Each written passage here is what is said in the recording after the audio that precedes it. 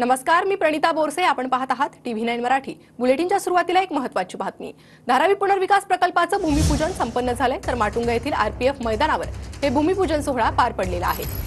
DRPPL कडून प्रकल्पाचं भूमिपूजन झाल्याची माहिती समोर येते, तर प्रत्यक्ष कामाला सुरुवात करण्यात येत आहे असं देखील DRPPL कडून सांगण्यात आलंय.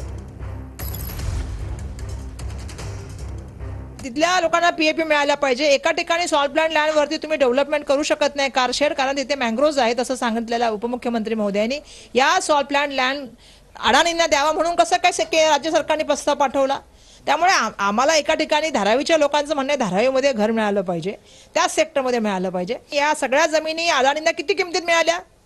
रेडी रत्नाच्या 25% कमी किमतीने. असं त्यांनी काय केलेलं आहे? आणि एवढ्या मोठ्या प्रोजेक्टचं भूमिपूजन कधी असं होतं का? एवढी भीती कसली आहे तुम्हाला?